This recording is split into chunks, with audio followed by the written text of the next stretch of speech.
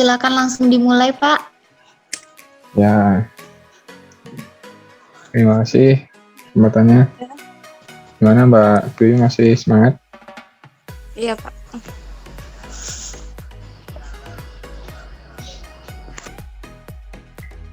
Ada 5 buah halaman. Iya, Pak.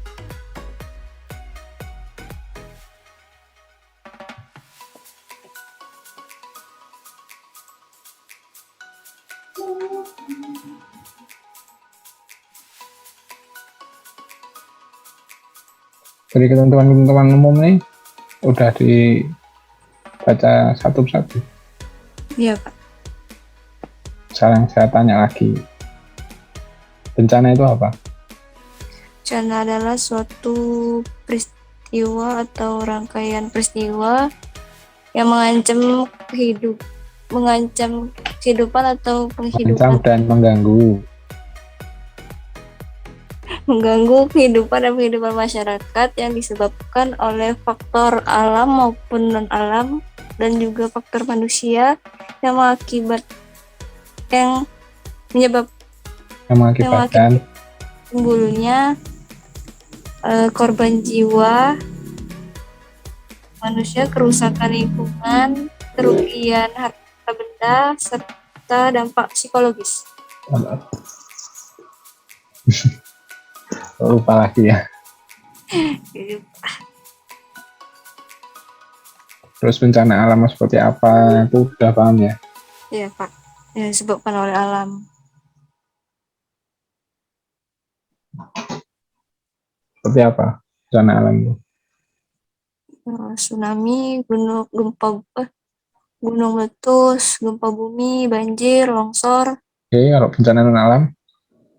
dan alam yang gagal teknologi, gagal wabah,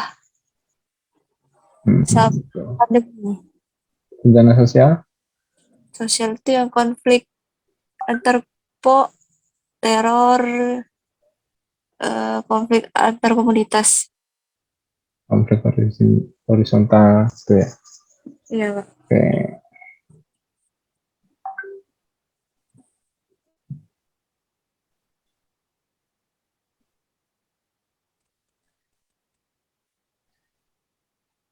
Kalau penyelenggaraan penanggulangan bencana?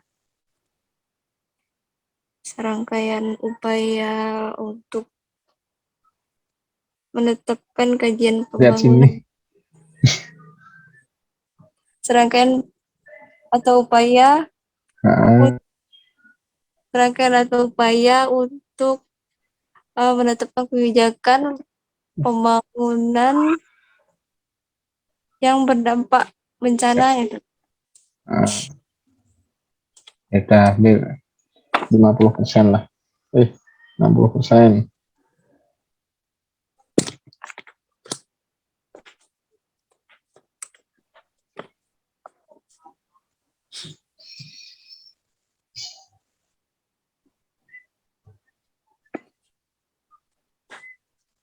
Mitigasi itu apa?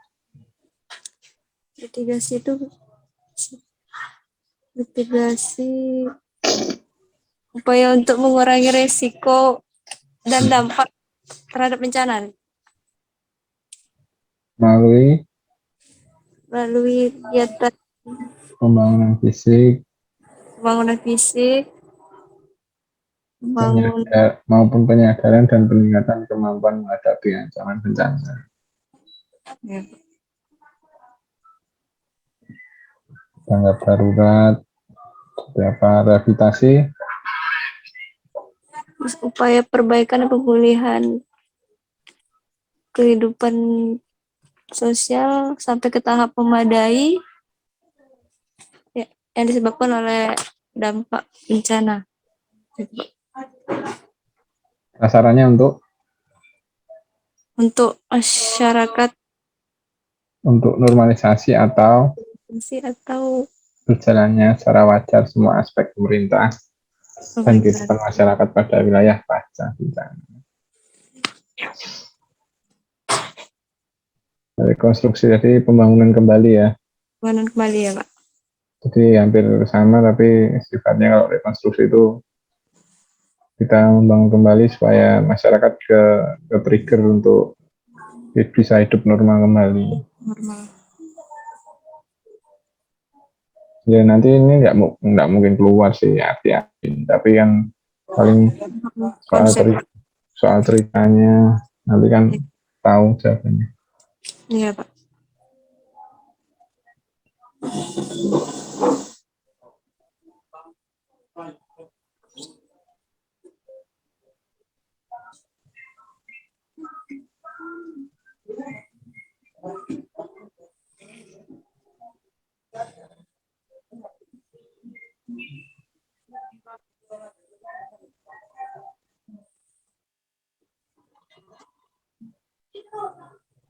Terus penanggulangan bencana berdasarkan kemanusiaan keadilan ini Iya, Pak. ya Iya, Pak.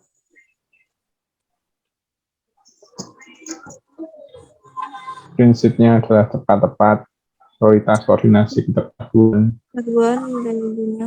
atau partisipasi tadi ya, Iya, budaya guna dan berhasil guna, transparansi atau kontekstualitas atau bisa dipertanggungjawabkan, terus kemitraan, pemberdayaan, non-diskriminatif itu tidak memandang suku agama, terus non-proletasi, proletisi. Dan proletisi apa, Pak? Kita cari. proletasi itu enggak proletar, masa anak sosiologi belum pernah tahu. Kaum proletar.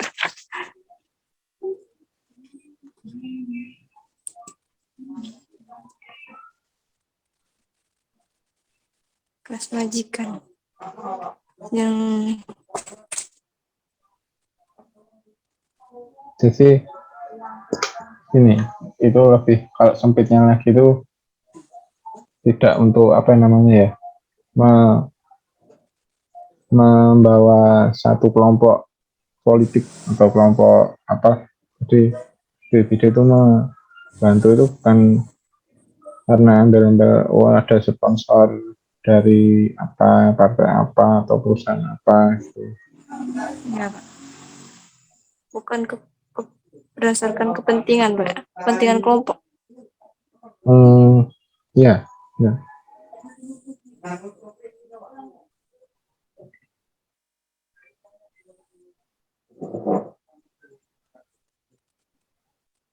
Terus penanganan bencana di Kabupaten Kepayang ini bertujuan untuk apa? Memberikan perlindungan jaga terselenggaranya penanggulangan bencana.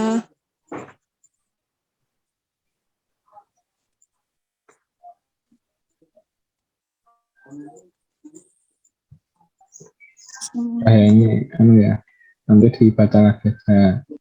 Iya, Pak. Terus Iya, Pak. wewenangnya pasal 6 ini termasuk juga wewenang BPD di Kabupaten Kepayang. Pasal 6 wewenang yang penetapan kebijakan penanggulangan bencana yang selaras dengan kebijakan pembangunan daerah. Mungkin kemungkinan juga keluar nanti. Iya, Pak. Karena fungsi penanggulangan bencana di suatu daerah itu kan di BPD. Iya, Pak. Di sana masih ada yang bakar hutan itu. Iya, Pak. Kebakaran hutan masih ada nggak di sana? Kebakaran hutan nggak ada, Pak. Oh nggak ada. Kurang. Iya, Pak. Penyelenggaraan penanggulangan bencana, nah ini kan benar kan, penyelenggaraan penanggulangan bencana di kabupaten oleh BPD.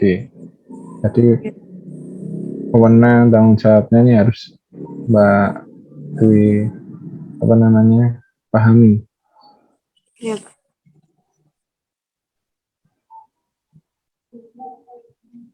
Pak. Dan kewajiban masyarakat ini kan terkait dengan pemberdayaan. Iya. Pemberdayaan. Jadi dari mana? Dari BPD nanti mengadakan kalau di tempatnya Mbak Dwi berarti pelatihan apa Citopasna, psikolog sosial, berikan pelatihan pendidikan, jadi mereka tidak bergantung terus kepada pemerintah. Ya, Pak.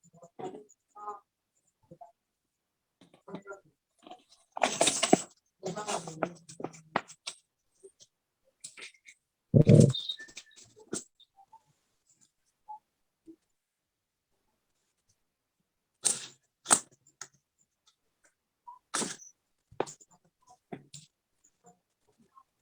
kita langsung masuk ke pasca bencana di pasal di 40 apa? Pasal berapa Mbak yang mengatur tentang pasca bencana? Harta harta harta harta benda Pasal berapa yang mengatur tentang rehabilitasi dan rekonstruksi pasca bencana?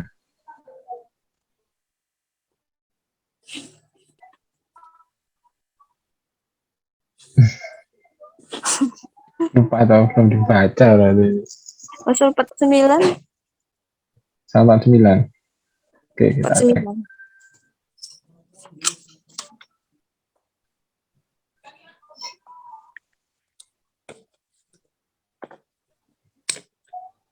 Ya, betul, pasal 49 ada rehabilitasi dan rekonstruksi dalam penyelenggaraan penanggulangan bencana yang dimaksud pada pasal 20. Ini kayak di peraturan pemerintah nomor 21 2008 ya isinya. Ya, Pak.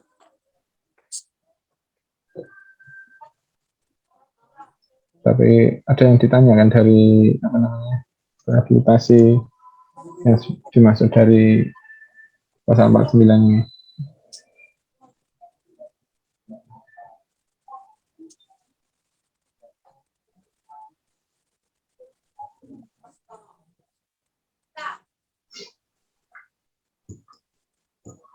Ada nggak? Nggak ada, Pak. Sama kayak pasal. Nggak di peraturan pemerintah kan sama kan? Iya, sama. Nah itulah fungsi dari hierarki pembuatan aturan itu kan harus mengacu pada aturan di atasnya. Iya, Pak. Jadi ini kemungkinan seluruh Indonesia sama tuh.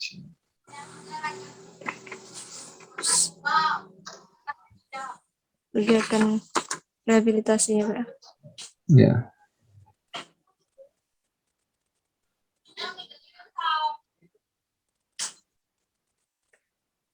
Prinsip dasarnya kebijakan rehabilitasi itu apa aja?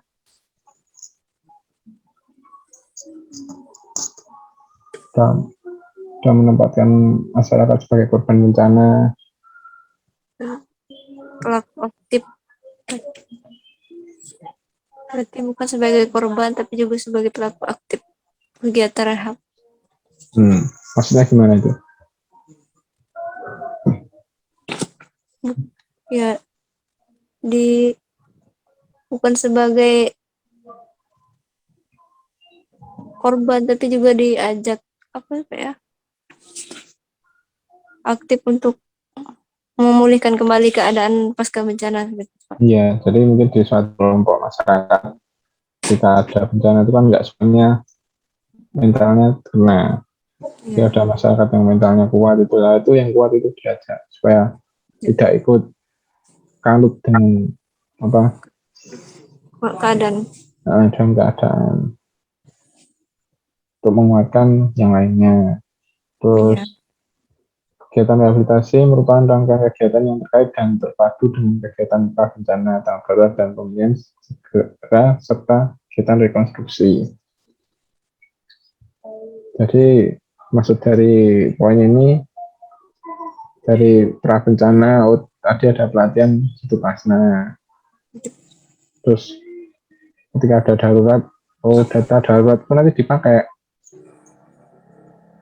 Kira-kira setelah diberikan pertolongan darurat itu mereka masih membutuhkan rehabilitasi atau enggak, atau mana aja yang membutuhkan membutuhkan rehabilitasi. Makanya itu harus ini apa ya, terintegrasi lah antar bidang itu. Bidang. Dan pemulihan segera dilakukan oleh tim penilai tepat Ya, setelah terjadi tim bencana. penilai cepat. Jadi ini nanti tim penilai tepat ini nanti menilai secara tepat apa yang dibutuhkan setelah pasca bencana. Kan kalau darurat kan mesti dibantu untuk pemenuhan kebutuhan dasar. Nah, kira-kira setelah dipenuhi kebutuhan dasar nih, para korban ini masih membutuhkan bantuan lagi enggak, dan bantuannya seperti apa. Terus yang berikutnya, program rehabilitasi dimulai segera setelah masa tanggap darurat berdasarkan penetapan status dan tingkat bencana. Dan kemudian tujuan utama penyelenggaraan penanggulangan bencana telah tercapai. Jadi ini nanti ada namanya ditandai dengan SK transisi darurat bencana atau pasca bencana lagi. Ini terkait anggaran juga nanti. Ya, Pak. Perbaikan lingkungan daerah.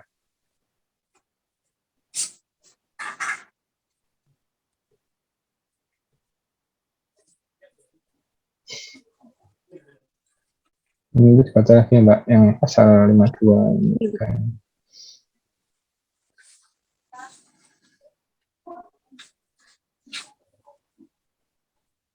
Kemudian terus sosial psikologis meliputi ya ini intervensi psikologis, bantuan konseling. Ini nanti kan masuk ke bidangnya Mbak Dwi. Iya, Pak. Bimbingan konseling. Bisa di stabilo mungkin kalau. Iya, Pak.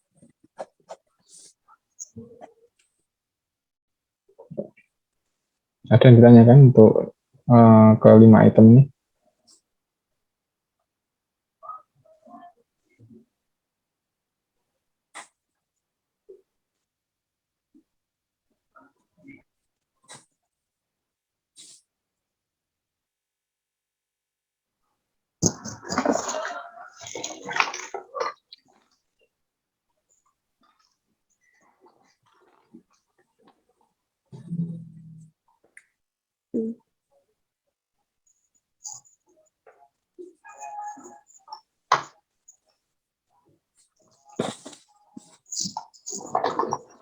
Kegiatan psikososial itu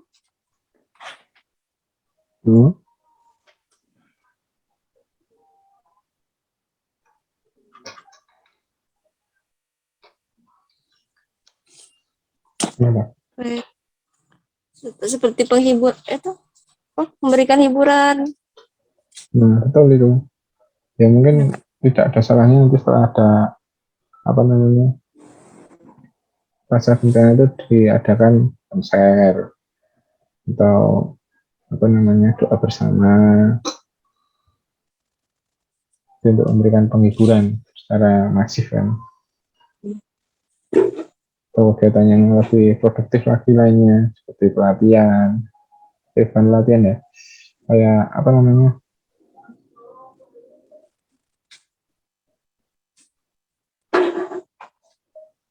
diadakan acara-acara adat atau di suatu daerah itu adatnya apa.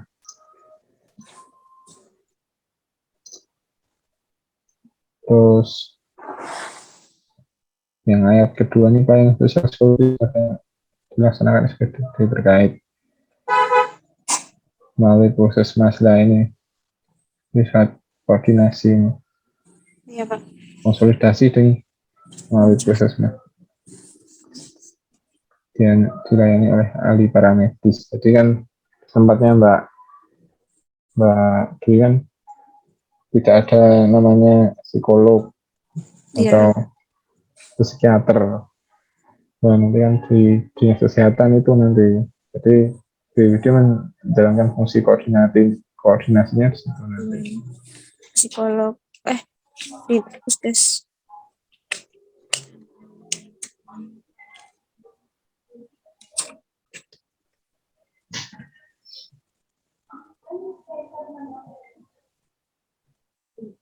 Terus yang lainnya kan ada kesehatan, terus fungsi pemerintahan, terus pelayanan publik,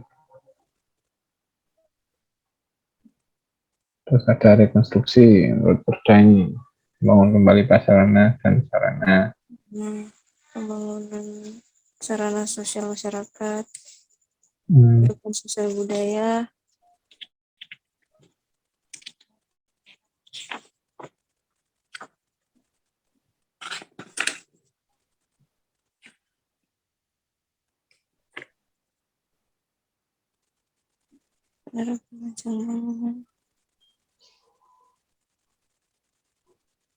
Jadi mungkin di pasal 49 sampai pasal 58 apa itu?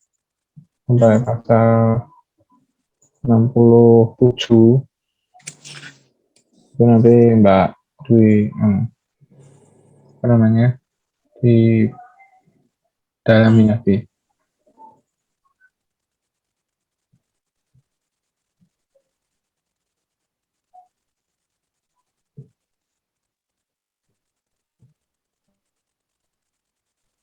Terus ini ada bencana sosial menurut kerusuhan masuk ke bisnis sananya ya. Iya.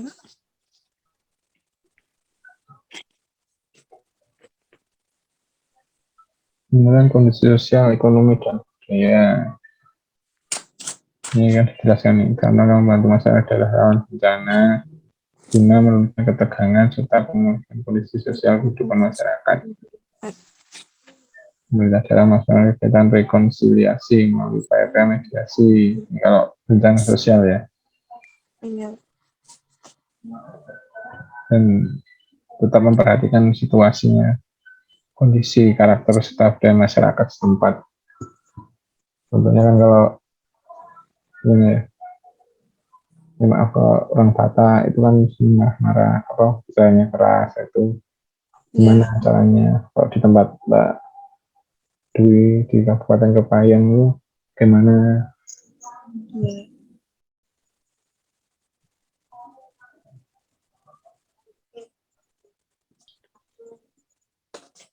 Nah, kita masuk ke modul ya Mbak. Iya Pak.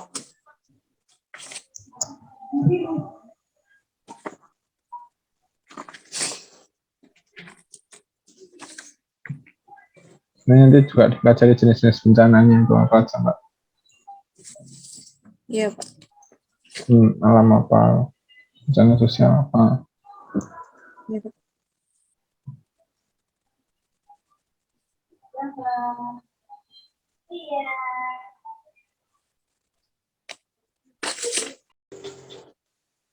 Lanjut ke soal nomor 2. Elemen yang terkandung dalam kebijakan publik adalah kecuali.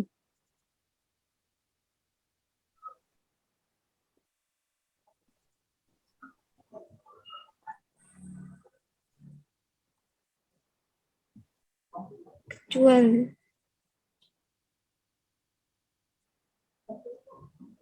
Ini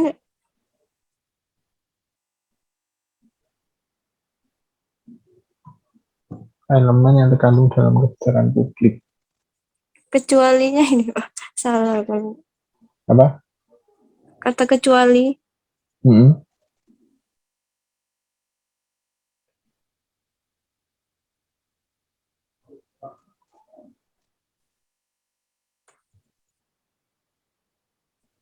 Jawabannya yang Kebijakan tidak mempunyai tujuan tertentu. B. Jadi elemen yang terkandung dalam kebijakan publik ini kan benar sih. Ada kata kecuali. Yang benar yang mana nih harusnya itu ya. Iya. Kecualinya ini salah. Iya Pak. Itu yang B.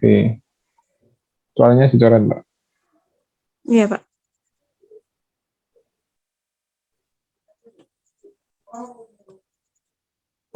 Nomor 3, tahap kebijakan publik adalah tahap penyusunan agenda, formulasi kebijakan, adopsi kebijakan, implementasi, penilaian kebijakan, tahap penyusunan. Nah, betul. Tahu maksudnya? Perumusan, adopsi, implementasi. Ya, Pak.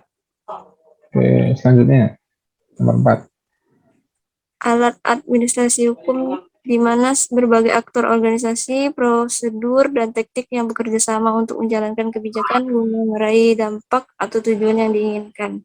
Pernyataan ini disebut sebagai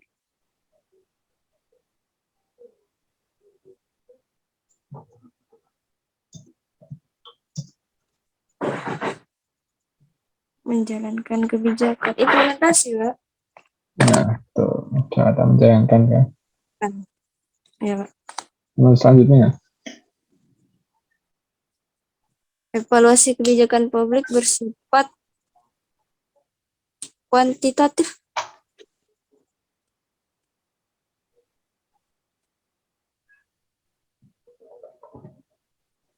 Kenapa kuantitatif?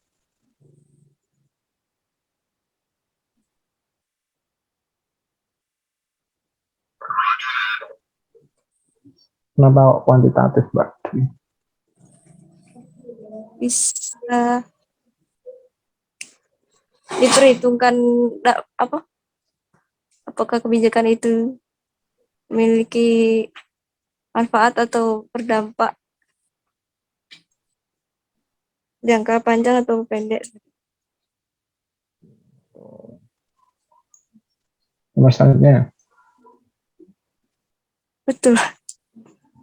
Iya, betul. Kuantitatif. Dihitung. Ya. Terus nomor 6. Abstraksi dari suatu kejadian dan gejala yang harus diketahui oleh seseorang yang melakukan penelitian disebut fenomena. Abstraksi dari suatu kejadian dan gejala Yang harus diketahui. Fakta. Nah, tuh.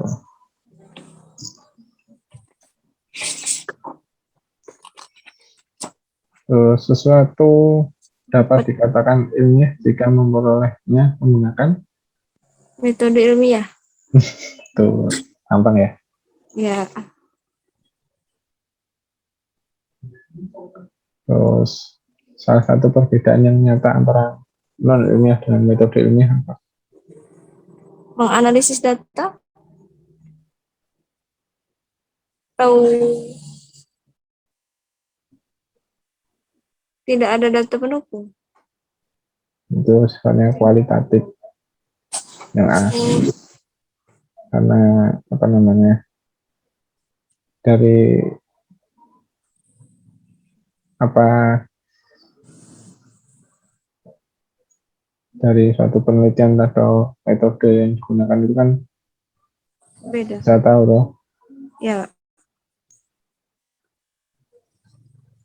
Nomor 9, salah satu etika penelitian adalah Untuk menegakkan perilaku peneliti masuk peneliti. atau memberikan perlindungan pada objek. Nah, tuh. Nomor 10. Dalam survei opini publik, interpretasi yang dilakukan adalah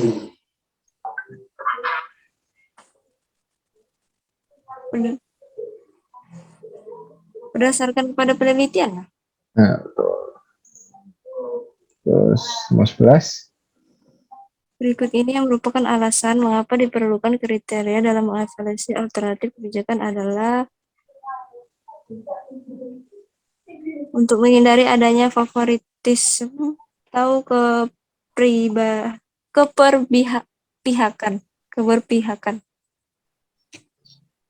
Nah, betul.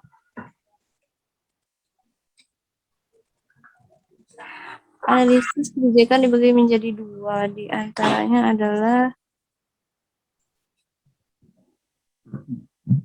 analisis deskriptif dan analisis perspektif. Tahu toh kenapa? Deskriptif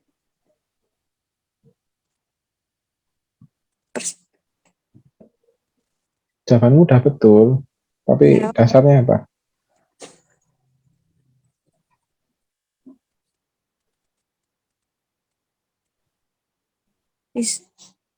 analisis.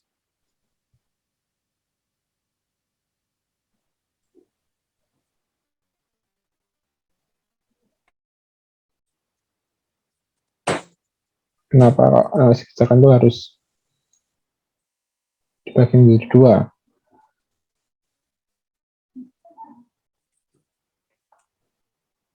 Yang kamu jawab ini.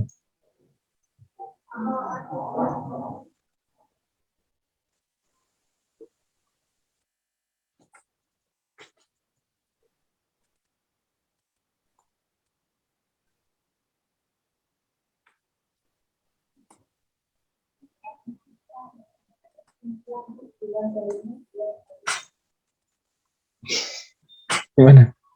Kok diem? Jawabanmu udah betul. Iya, Pak. Deskriptif.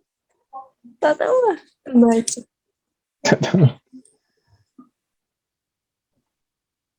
Deskriptif. Jadi deskriptif itu kan sesuai dengan apa adanya. Apa adanya. Jadi dia Bisa menceritakan apa adanya tanpa membuat kesimpulan. Kalau kesimpulan itu kan masuknya perspektifnya dia dari data apa yang dia lihat.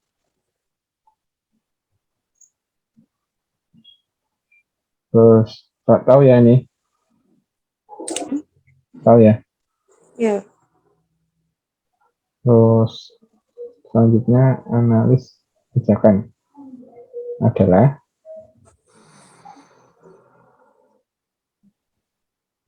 Suatu teknik yang digunakan dalam administrasi publik untuk memeriksa dan evaluasi kebijakan organisasi publik dalam mencapai tujuan.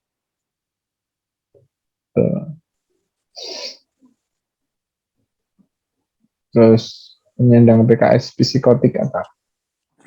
Psikotik yang sebelumnya mengalami gangguan jiwa. Psiko. Betul. Tadi ada kata psikotik sebenarnya. Ya, Penyandang. Terus ketidakseimbangan yang mengakibatkan terjadinya ketidakharmonisan hidup dan tingkah laku yang dapat menghambat dalam penyesuaian diri disebut gangguan jiwa. Betul. Terus undang-undang dasar yang mengatur tentang disabilitas apa? Undang-undang Undang-undang dasar. undang dasar itu. Undang-undang. Undang-Undang Nomor 8 Tahun 2016. Iya. Ya, betul. Berikut ini yang bukan penyandang disabilitas adalah Disabilitas mata, kecuali kecuali mental. benar yang mata tadi. Mata ya.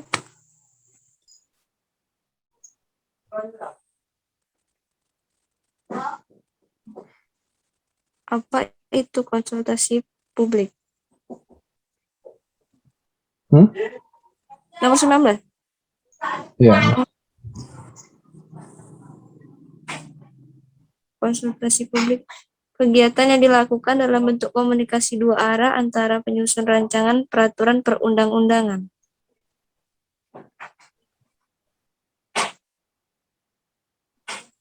apa yang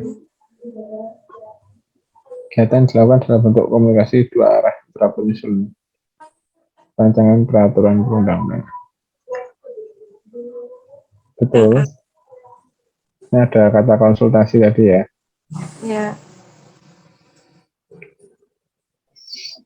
Masih ingat tahu kemarin Ya, konsultasi, koordinasi, konsolidasi maksudnya.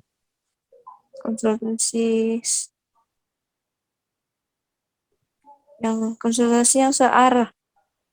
Enggak, maksudnya main kan saya kasih tahu soal apa itu konsultasi, koordinasi, dan Koordinasi. konsolidasi. Ingat Ya, toh? masih ingat. Terus sama 20. Yang termasuk manfaat komunikasi adalah menyatukan kerjasama.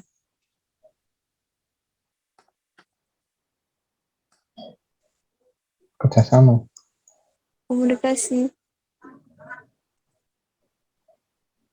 Ada yang lebih tepat. bukan beragam area keahlian pada tiap tahap proses manajemen risiko. Nah, tuh. Kan ilmu orang yang beda-beda, perspektif orang beda-beda, itu Ya, harus bisa dikomunikasikan. dikomunikasikan.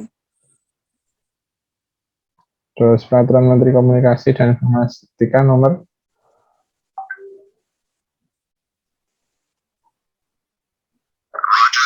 Nomor 29 per Kominfo 9 2008. tuh.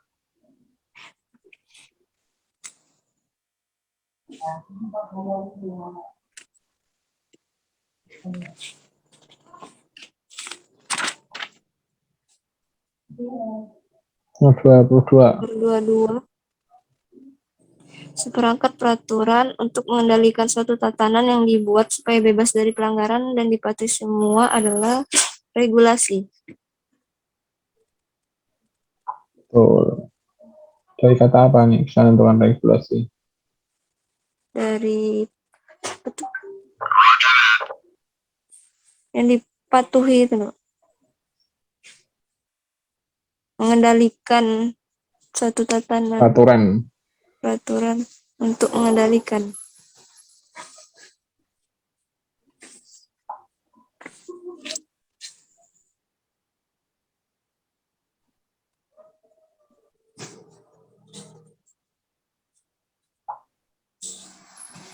Nomor 23. Regulasi terbagi atas dua, yaitu Regulasi wilayah dan regulasi pemerintah.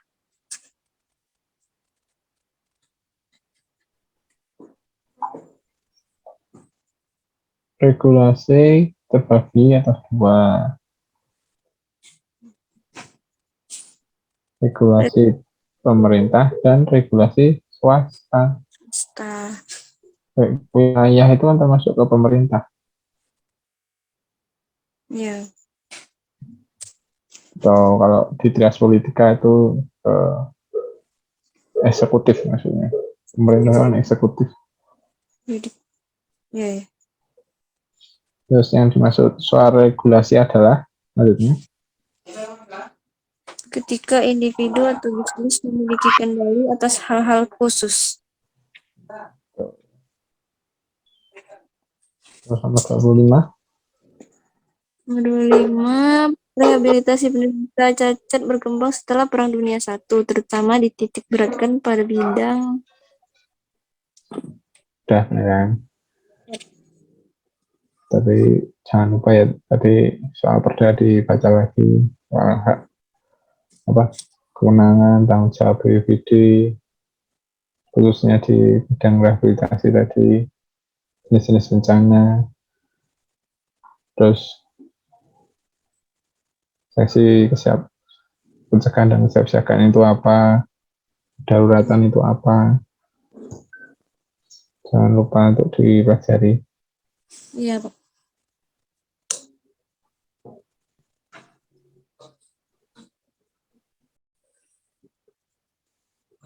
Mana nih komennya? Kalau dicek. Iya, Pak.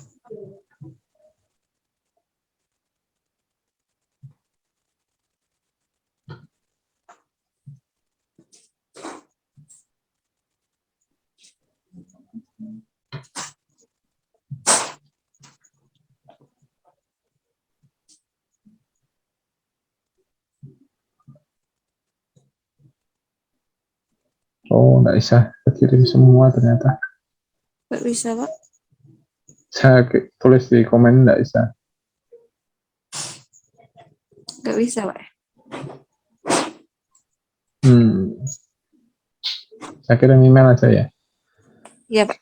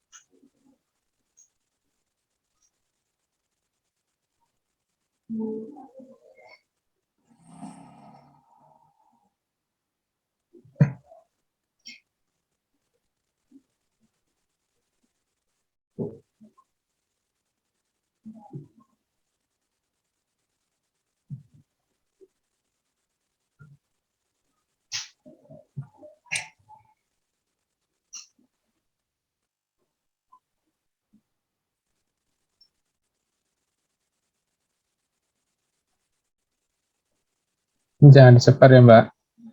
Iya, Pak. Tapi bisa membayangkan aja. Iya, Pak.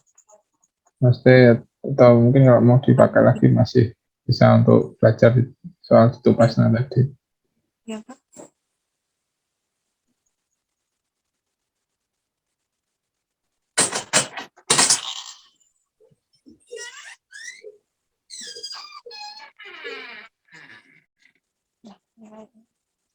Tidak.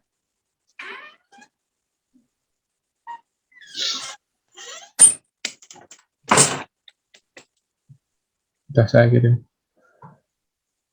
Udah dikirim, Pak. Bentar. Refresh.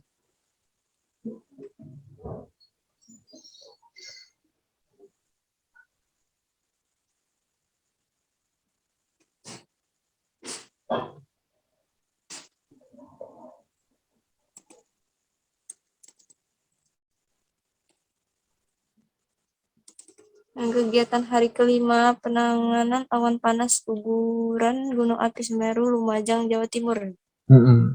Itu kan ada korban, ada berapa desa.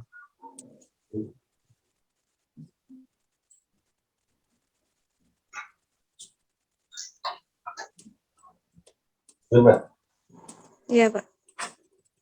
Ada apa ternak yang hilang berapa, bahan pertanian berapa. Iya. Ini orang yang hilang, Pak.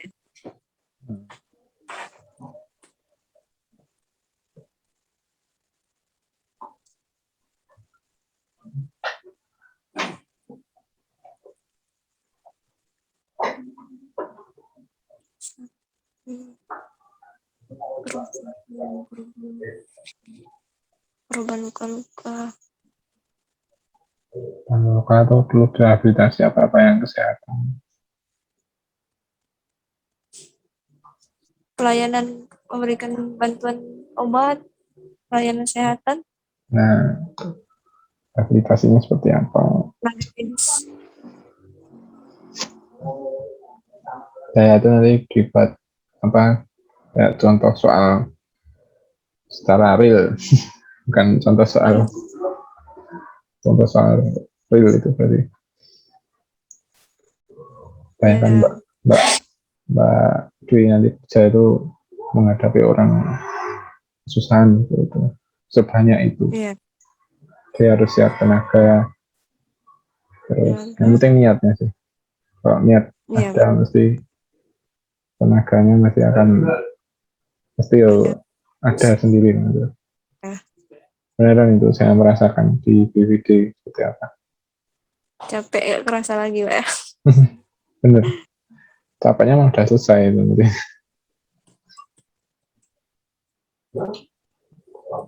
Oke, nggak ada yang tanya lagi.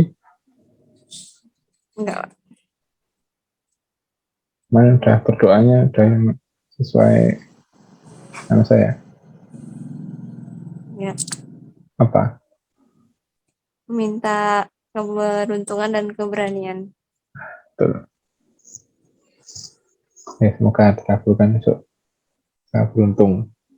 Ya, Allah. Baik, karena ini sesi terakhir, mari kita tutup dengan doa dulu supaya besok bisa jalan lancar dan berhasil ya. dan beruntung. Amin. Mari kita mulai.